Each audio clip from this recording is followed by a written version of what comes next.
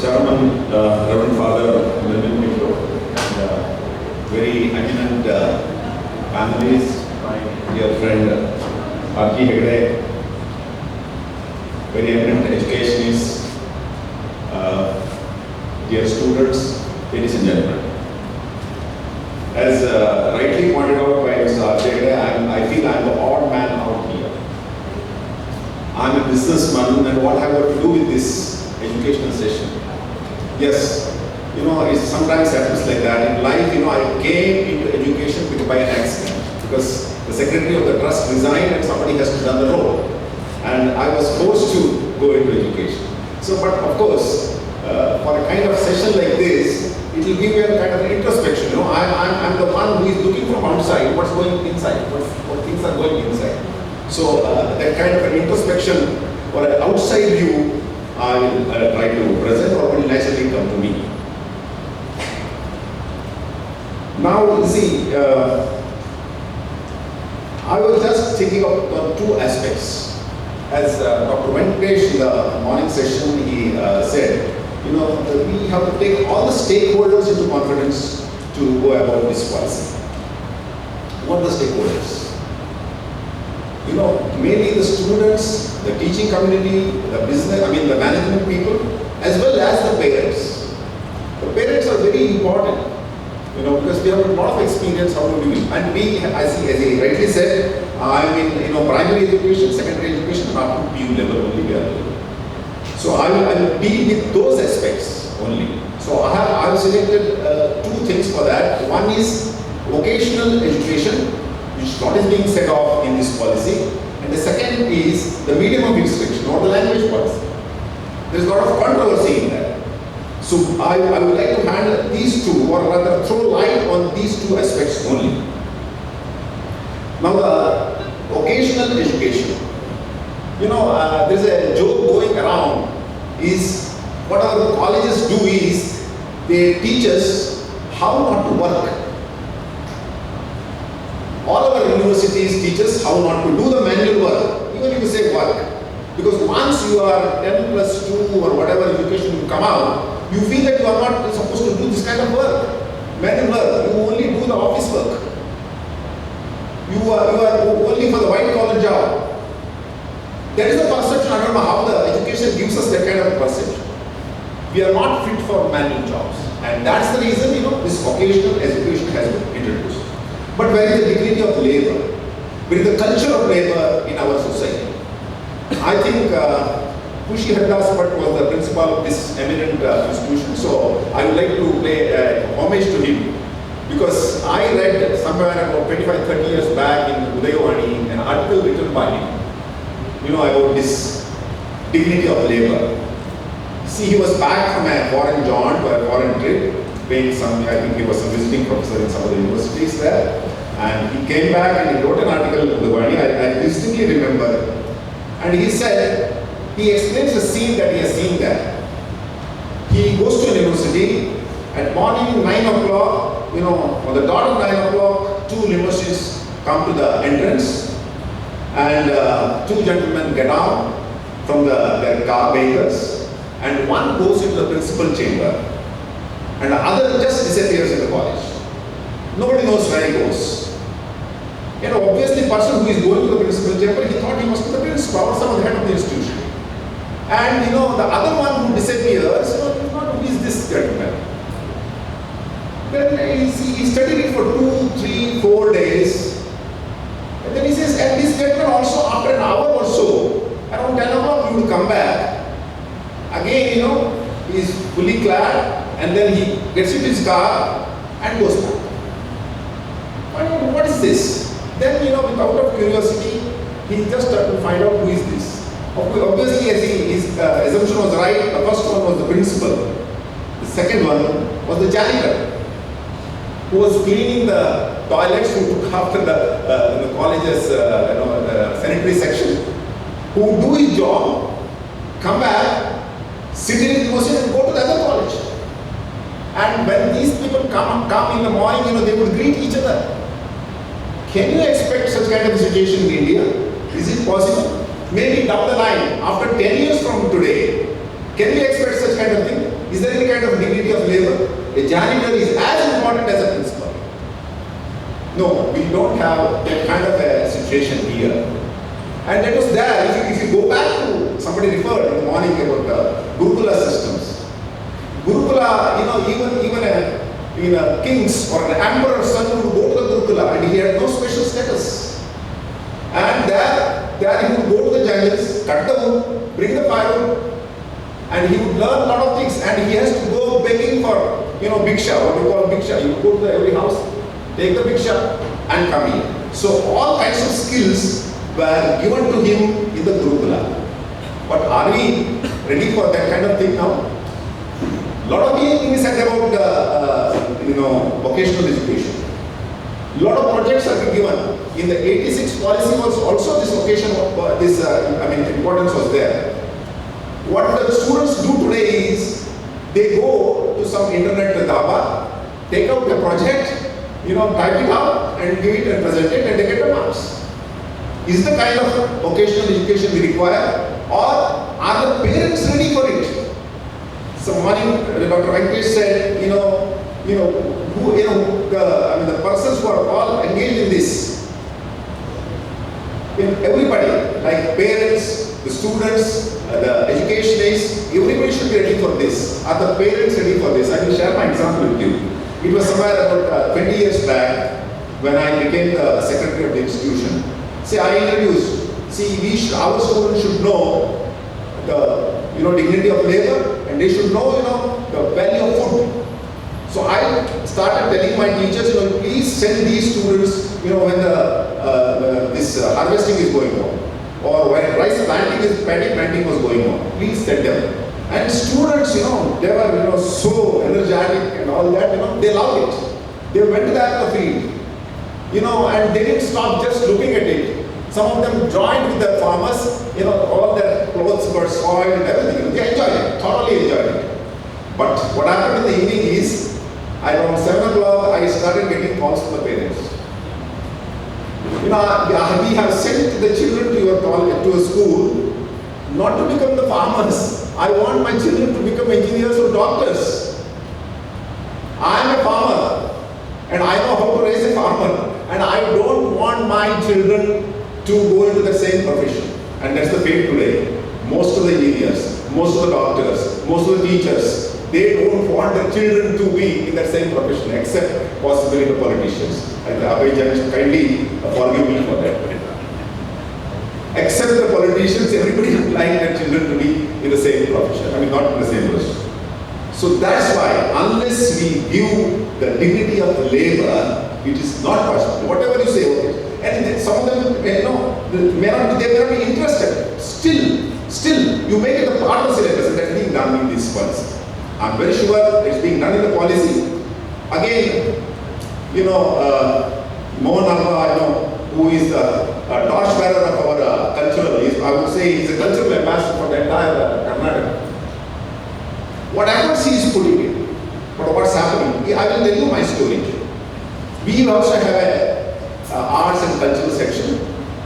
We started introducing, of course, this arts, Chitrakala, all those things are there. Yakshagana also introduced. I'm come from a place called Kumta, where a lot of Yakshagana artists are there.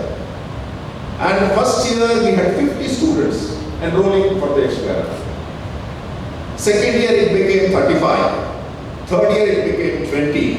And the sorry state of affairs is, today the classes are on, students are not there. And who is responsible? Not the students. Absolutely, they would like to go there, dance, mingle with the people, whatever activities, they love it. It's only the parents, the stakeholders. The parents are never interested in this. They tell me openly, see, I will not send my children to your college, to your school, just to let them become the Yakshagana artists. I know what are the Yakshagana artists. I want them to be engineers or doctors. I want to be the scientists. So I want to be in the government jobs. Is it possible? So how do we change this? One small solution I have is, make it a sabbatical. You the teachers in the community, you take a sabbatical and go for 1 year on some other purpose. Why don't you give a sabbatical after the 12th standard, what we call that 5 plus 3 plus 3 plus 4, that after 12 years, You give a sabbatical for 1 year. Let them go and work in any factory or work in whatever that they have got interest. RJ spoke of handicrafts. Will our students go unless they are forced to? Some of them, okay, what happens is, as I told you, even the handicraft person, he would say that he will never send his children there. We will have to force it. We will have to make it when the sabbatical is necessary. I learned that in the Western countries they go for a military education. We had NCC, but it is not compulsory today. Why don't you make it a sabbatical for 1 year? So this is a suggestion for the policy makers. Why don't you make it a 1 year sabbatical, whatever we did, whatever they think they do. Even if, as I said, let them go to learning music, learning tabla, or learning some sports. 1 year sabbatical is necessary, compulsory. Let them go. Let them bring the certificate. Of course, they are smart the students. I know they will get the certificate somehow. But you have to have enough checks and corrections so that they don't bring the fake certificates. That's very important. That's what I feel. As Dr. Mohan Abaji, I have great respect for him, and he spoke about art, culture can be a medium of education, medium of evolvement. That's what Dr. Rabindranath Tagore said. Dr. Rabindranath Tagore, insisted on the art to be a part of the education. Mahatma Gandhi said, this vocation should be a part of the education, but we have failed it. Or maybe the 86 policies, all these things were there. All these things were there. Have we implemented? Have we implemented those things in total? Now the policy that has come out is wonderful. You can't say anything against it. No opposition party so far has raised any objection to it. That means it's by consensus, or everybody loves it. But are we going to implement it? Is it possible? So many hurdles, unless we change the mindset of everyone, educationists, the management, the teachers, the parents, students, as he rightfully said, they are like a wet wall. You can just throw stones at them and you get stuck there. I would say that apart from the students, all other stakeholders, if they agree, we can surely implement this policy. Otherwise, no. Otherwise, it will be in pieces. For the sake of only policy, we said 2020 policy is good. The other thing is that I would like to share my experience is the medium of instruction. So much has been said because I'm dealing, or I've been asked to deal with only primary and education only. Medium of instruction, the policy says it should be in the mother tongue, or mother tongue, or 2-3 languages, whatever it is. Because between that age, at that age, they can pursue so many things. Now, this was there in the Raja Ramanna committee. In 1901 or 1992, Raja Ramanna committee in Karnataka gave a report that first 4 years should be in a vernacular language. Medium of instruction should be in a vernacular language. Then you can shift to the English medium. And our institution, we opted for that. After that, it was extended to 5 years. Later on, all these private institutions, they went to the Supreme Court. And the Supreme Court said, yes, you are right, because you have the children has the right to choose the language. I don't know in what this thing the Supreme Court has said that children has a right. If children are able to choose at this age, at that age, why should there be education at all? But the Supreme Court said so. Supreme Court said that children has a right to choose the language, and with one stroke in Karnataka, many of the institutions turned into Kannada vernacular medium to English medium. We don't have the infrastructure, we don't have the good teachers. Only those Kannada teachers have started speaking in English. Such a horrible thing it was, but we stuck to it. We stuck to it with nothing doing. We will do it from 1st to 5th standard only in Kannada. Of course, as a language, we teach them English. And we have now, and of course, there was a lot of objection for this. Lot of objection. In one of the parents' meeting, a rickshawala stood up and asked me questions. He said, I sent my children, this is after 5th standard, because it's a 5th standard onwards it turns to English medium. Said we have sent our students to my child to your school only because it's an English medium. ನನಗೆ English ಬರ್ತಾ ಇರಲಿಲ್ಲ sir, ನನ್ನ ಮಗ ಇಂಗ್ಲಿಷ್ನಲ್ಲಿ ಮಾತಾಡಬೇಕಂದ್ರೆ ಬಹಳ ಆಸೆ, ಅದಕ್ಕಾಗಿ ನೀವು ಶಾಲೆಗೆ ಕಳಿಸಿದ್ದು. ನೀವು ಇದನ್ನು ಏನು ಮಾಡ್ತಾ ಇದ್ದೀರ, ಅವನಿಗೆ ಒಂದು ಮಾತು ಇಂಗ್ಲೀಷ್ನಲ್ಲಿ ಹೇಳಲಿಕ್ಕೆ ಬರೋದಿಲ್ಲ. ನಾನು ಕೇಳಿದೆ, ನೀವು ಮನೆಯಲ್ಲಿ ಇಂಗ್ಲೀಷ್ನಲ್ಲಿ ಮಾತಾಡ್ತೀಯಾ? ಅವನ ಹತ್ರ ಇಲ್ಲ. ಅದಕ್ಕೆ ಸರ್ ನಿಮ್ಮ ಹತ್ರ ಕಳಿಸಿದ್ದು,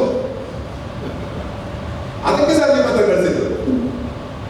So that's what's the people, I mean parents' expectation. Parents want them, to speak in English, whatever horrible English it is. And today that boy, he's employed in a multinational company in Bangalore. He is doing well. Of course, that father is not showing face to me.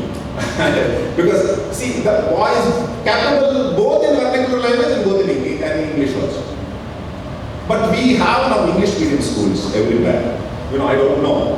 I sometimes pity, of course, there are exceptional institutions and exceptional teachers are there. But I really pity the state of affairs at those institutions. And at that age, they can conceive, they can absorb 3 or 4 languages. And whatever that goes in mother tongue, touches past and they are able to develop that. But how many people, how many institutions, I would like to ask these questions in the form of the institutions, how many institutions would accept this? I know, Dr. Mohan has done a lot of things for that. Kannada medium school is still running. But how many students will accept this? How many institutions will accept this? It is so difficult. Because what the parents demand is English medium. Whatever English he speaks, we need English medium. So these are the subjects we need to attend to. And one more aspect I would like to tell is, I forgot the language policy. No. Anyway, I will recollect a little later what's that. Anyway, I'll come back and a good discussion is there. I will throw light on those aspects. So with these points, so are we ready to accept this kind of policy? The policy is really good. There is nothing wrong about the policy. In 86 policy is also good. 2020 policies, of course, based on a lot of research, a lot of things have been done. But will we be able to, implement those? That's the question that we have to deliberate and discuss. Thank you, Muralidhar.